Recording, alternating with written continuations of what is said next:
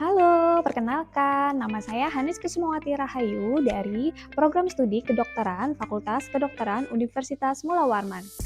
Salam kenal. Kali ini saya akan mewawancarai narasumber relevan untuk pemanfaatan teknologi di Fakultas Kedokteran. Dokter, mungkin bisa perkenalkan dulu, Dok. Ya, baik. Terima kasih. Bismillahirrahmanirrahim. Assalamualaikum warahmatullahi wabarakatuh. Nama saya Dr. Hotim, selaku Wakil Dekan Bidang Akademik, Kemahasiswaan dan Alumni Fakultas Kedokteran Unmul. Terima kasih Dokter Hotim. Saya panggil Dokter Hotim gitu ya, Dok ya. Oke, saya ingin bertanya sedikit, Dok, mengenai bagaimana sih implementasi sistem informasi dan teknologi yang ada di fakultas kita, Dok, saat ini. Mungkin bisa dijelaskan terlebih dahulu, Dokter Hotim. Terkait dengan implementasi teknologi informasi ya, di FK ini sebagaimana yang ada di Universitas Mula Warman, hampir semua sistem itu sudah berbasis IT ya. Apakah itu berkaitan dengan akademik, non-akademik, maupun yang lainnya gitu. Contohnya kalau akademik itu ada sistem informasi akademik yang memang itu harus ada ya, karena kebutuhan untuk pelaporan data ke PDDikti pun harus berbasis IT juga. Jadi IT kita sudah terintegrasi dengan PDDikti hingga data apakah mahasiswa, dosen itu semua bisa terintegrasi ke situ ya. Termasuk juga untuk aktivitas pembelajaran mahasiswa dan lain sebagainya. Kalau di FK sendiri kita juga ada website ya sebagai sarana untuk menyampaikan berbagai macam informasi yang perlu kita sampaikan kepada masyarakat, kepada sivitas akademik gitu. Dari berbagai contoh mungkin, Dok, di saat pengajaran ataupun dengan proses pengisian SIA tadi ya, Dok, ya, itu adakah kendala yang dirasakan atau yang hambatan yang mungkin terjadi dalam pelaksanaannya, dalam penerapannya, Dok, mungkin? Kendala sejauh ini ya, kalau saya contohkan di akademik aja ya, sejauh ini tidak ada kendala yang berarti ya. Tapi meskipun demikian, beberapa hal yang bisa terjadi contohnya adalah bukan di sistemnya ya. Kalau saya lihat itu justru misalkan kemarin yang kendala yang kita hadapi adalah bagaimana mahasiswa itu datanya tidak bisa kita sinkronisasi dengan PDDikti. Ternyata bukan karena sistemnya, tetapi karena input data yang dimasukkan itu tidak sesuai dengan format standarnya. Contohnya, Iya, Dok. di sana kan dibutuhkan data NIK. Nah, NIK itu mahasiswa pada saat memasukkan data pribadinya, profil pribadinya itu ada yang salah, itu nggak sesuai dengan standarnya.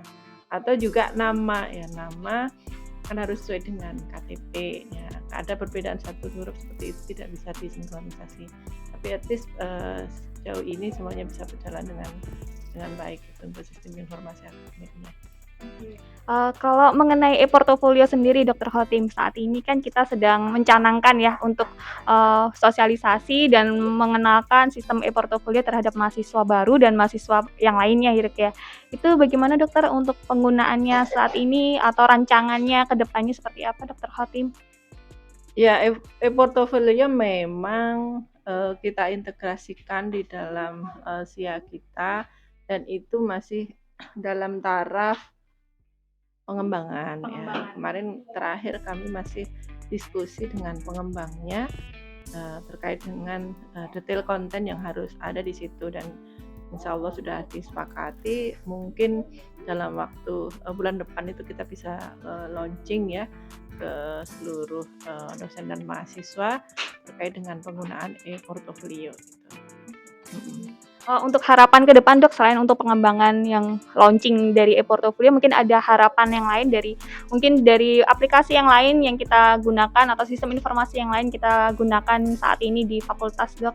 Ada? Sebetulnya yang jadi mimpi kita adalah kalau berkaitan dengan IT itu bagaimana kita memiliki sistem manajemen data yang terpadu, yang di situ kita jadi gini, seluruh aktivitas setiap unit itu bisa kita record, kita masukkan sehingga menjadi sebuah data apa ya, Basis data gitu ya, Dok, ya? data yang komprehensif yang berbasis kepada kepentingan untuk kinerja fakultas, kinerja universitas, ataupun untuk akreditasi dan lain sebagainya. Sehingga dengan demikian apa yang kita lakukan itu ada sistem recordnya, ada sistem manajemennya yang berbasis dengan IT, yang tentu itu akan lebih mempermudah apa yang kita lakukan ya, sehingga tidak dilakukan secara manual, dan itu terintegrasi dengan berbagai macam sistem lain yang di luar. Contohnya kalau di SIA itu terintegrasi dengan Dikti, dengan Sister, kalau BKD itu terkait juga dengan yang di ini ya, kepegawaian dan lain sebagainya. Nah, dengan seperti sekarang ini kan aktivitas dosen di SIA itu terintegrasi dengan BKD, sehingga apa yang mereka lakukan dalam kegiatan pengajaran dan pembelajaran itu bisa kita tarik ke BKD. Tapi di kebutuhan di fakultas yang saya rasa penting itu adalah tidak hanya aktivitas tapi luaran. Misalkan satu orang dosen punya kegiatan penelitian, kegiatan pengabdian, di situ sudah ada sistem yang misalkan mengacu kepada standar akreditasi. Oh, ini akan masuk ke situ, sehingga ketika akreditasi kita tinggal melihat aja, Data gitu iya, ya, Dok, melihat ya? saja data di situ apa saja, dan dari situ mungkin akan lebih mudah kita dalam melakukan evaluasi analisis berbasis data gitu. Mungkin saya rasa saat ini cukup ya, Dok, ya. Berarti pemanfaatan teknologi kita saat ini sudah cukup, sudah banyak, sudah terintegrasi dalam berbagai hal, namun masih ada yang kita canangkan untuk depannya untuk lebih baik lagi gitu ya, Dr. Hotim, yang jadi kita bisa simpulkan saat ini. Oke, terima kasih atas kesediaan waktunya, Dr. Hotim. Saya Hanis mohon izin mohon undur diri. Selanjutnya wawancara dengan mahasiswa. Boleh saya tanya dulu, ini dengan siapa, kemudian Ya, prodinya apa? nama saya Nainin Sinda Zakiati dari Prodi Kedokteran angkatan 2019. Oke, boleh saya minta waktunya sebentar ya? Boleh. Oh, panggilannya siapa ini biar enak? Aning. Anin. Oke, Anin. Saya minta waktunya sebentar, Anin. Anin, tahu nggak salah satu produk teknologi informasi apa saja sih yang sudah ada di dalam lingkungan fakultas kita saat ini? Contohnya Yang biasa kita lakukan mungkin pada saat perkuliahan atau pada saat kamu ujian, pada saat yang beberapa waktu lalu di pandemi era. Jadi kita memanfaatkan teknologi informasi apa yang biasa kita lakukan di fakultas saat ini. Oke. Jadi kalau misalnya biasanya pas pandemi kemarin itu pasti kan lewat online. Jadi menggunakan Zoom meeting. Kalau misalnya ujian kemarin juga sempat CBT itu pakai Edmodo, cuma sekarang udah nggak pakai Edmodo lagi.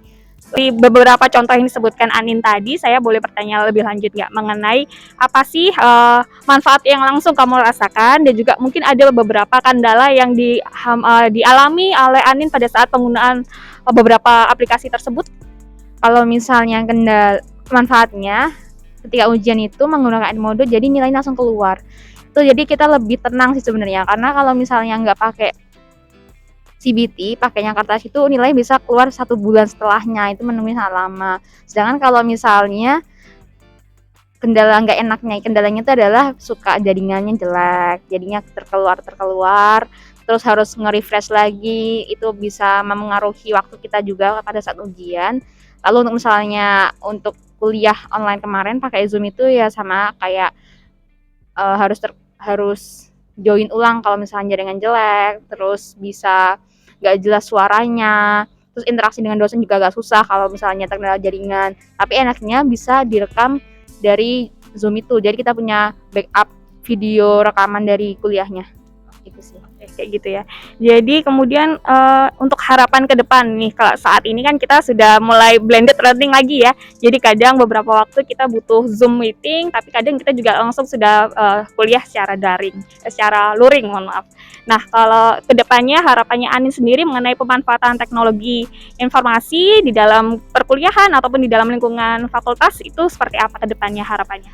Harapannya kalau dari tutorial dulu ya. Kalau misalnya tutorial itu kan kita sekarang masih pakai papan tulis gitu, pakai kertas. Itu bisa diganti pakai proyektor dan juga pakai laptop. Jadi ini sebenarnya lebih enak karena pada saat online kemarin juga pas tutorial juga sempat pakai Zoom itu kan jadi kita lebih tertata notulensinya. Sedangkan kalau misalnya Gitu ya. kalau misalnya luring itu kan pakai kertas itu lebih ribet.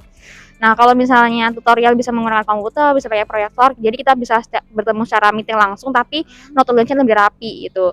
Lalu kalau misalnya untuk ujian lebih enak CBT kalau saya karena lebih nggak ribet, nggak harus melingkar-lingkar satu-satu dan juga lebih enak aja gitu karena kita bisa aja nih waktu tuh nggak terkendala gara-gara cuma membulat-bulatkan Bener, itu, iya, buat jadi jawaban ya. lebih cepat gitu. Terus kalau kuliah lebih enakan offline sih. Ya, ini itu aja. Saat ini terima kasih atas kesempatan waktunya dari Anin. Sampai jumpa di video selanjutnya. Wassalamualaikum.